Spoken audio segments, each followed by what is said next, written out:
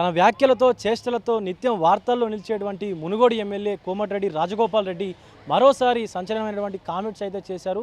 So ఈరోజు assembly సమావేశాల్లో భాగంగా అసెంబ్లీకి వచ్చినటువంటి ఆయన మీడియాతో చిట్చాట్గా మాట్లాడారు. సో ఆయన మాట్లాడుతూ ఈ యొక్క అసెంబ్లీ సమావేశాల్లో భాగంగా వచ్చినటువంటి ఆయన లాబీలో మీడియాతో చిట్చాట్గా మాట్లాడుతూ ప్రస్తుతం ఉన్నటువంటి అసెంబ్లీ భవనాన్ని కూడా తరలించాల్సినటువంటి అవసరం కూడా ఉందని చెప్పారు. రాష్ట్రానికి కొత్త సెక్రటేరియట్ ఎట్లయితే నిర్మించారో అట్లనే కొత్త అసెంబ్లీ భవనం కూడా అవసరమని చెప్పారు. సో ఎన్టీఆర్ గార్డెన్లో కొత్త అసెంబ్లీ భవన నిర్మాణం జరిగితే బాగుంటుందని కూడా చెప్పారు. అయితే సెక్రటేరియట్ అసెంబ్లీ పక్కనే ఉంటాయని చెప్పి కూడా చెప్పారు.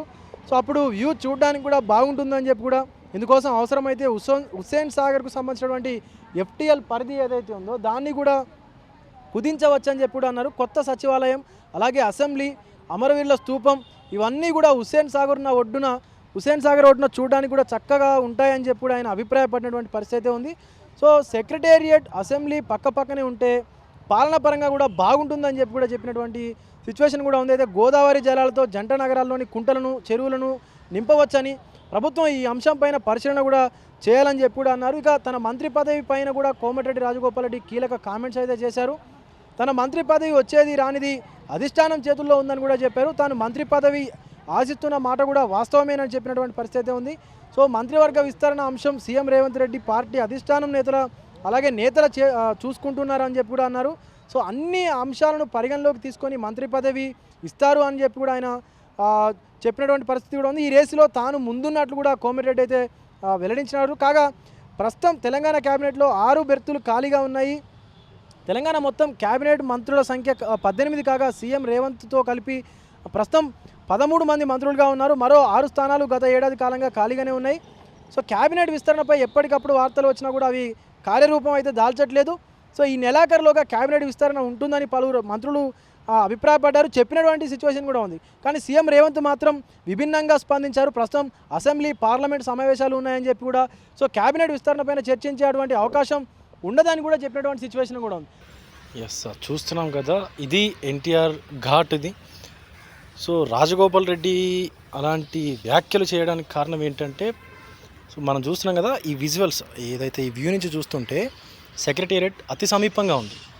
సో అందుకోసమే ఇక్కడ కనుక అసెంబ్లీ నిర్వహించినట్లు అంటే అసెంబ్లీ భవనం కనుక కట్టినట్లయితే సో పాలన పరంగా చాలా ఇబ్బంది కలగకుండా ఉంటుంది, పాలనా పరంగా ఇబ్బంది లేకుండా ఉంటుందని చెప్పి కూడా ఆయన మాట్లాడినటువంటి పరిస్థితి కనిపిస్తూ ఉంది.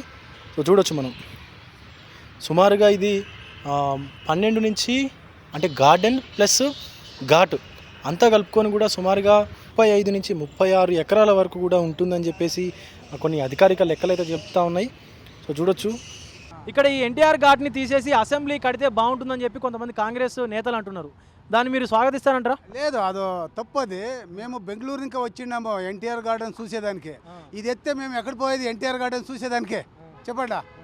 అది కాకుండా ఫిలిం ఇండస్ట్రీతో పెద్ద ఇది మాకు కర్ణాటకలో రాజ్ కుమార్ అట్లా తెలుగులో ఆంధ్రాలో ఎన్టీఆర్ ప్లస్ చీఫ్ మినిస్టర్ 2 సార్లు అయ్యిండే. ఇంత ఇది ఉంటుకొని ఎత్తిస్తే మేము ఎక్కడ పోయేది ఎన్టీఆర్ గార్డెన్ ఉంటే ఎన్టీఆర్ మెమోరియం చూసేదానికి.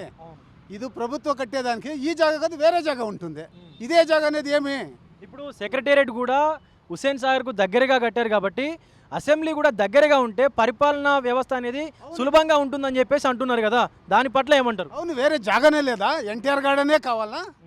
వేరే జాగాలో కట్టొచ్చింది కదా. ఈ హుస్సేన్ సాగర్ స్మెల్ తాక్కొని ఇక్కడ జనాలు ఉండాలా చెప్పండి.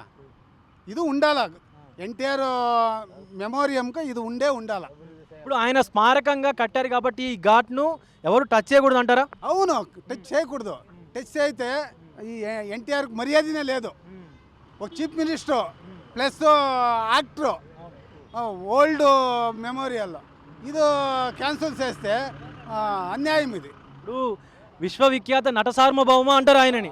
ఇప్పుడు ఆయనకున్నటువంటి మర్యాదని కించపరిచినట్లే అంటారు. ఇది తీసేసి ఇక్కడి నుంచి తీయకూడదు. తీస్తే మర్యాద లేదు, ఫిలిం ఇండస్ట్రీకి మర్యాద లేదు, ప్రభుత్వంకి మర్యాద లేదు. ఘాట్ని ఇక్కడి నుంచి తొలగించి అసెంబ్లీ భవనాన్ని కొత్తగా నిర్మించాలని చెప్పేసి ఒక ప్రతిపాదన అంటున్నారు.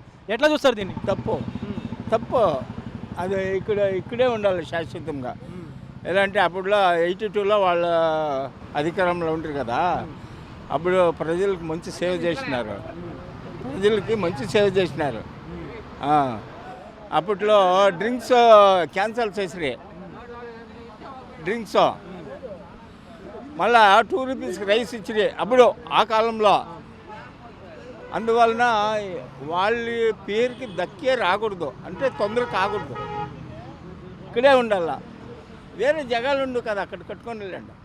ఇప్పుడు వాళ్ళు ఏమంటున్నారంటే సెక్రటేరియట్ పక్కనే ఉంది, అసెంబ్లీ కూడా పక్కనే ఉంటే పరిపాలన అనేది సులభతరం అవుతుంది అని చెప్పేసి చెప్తున్నారు.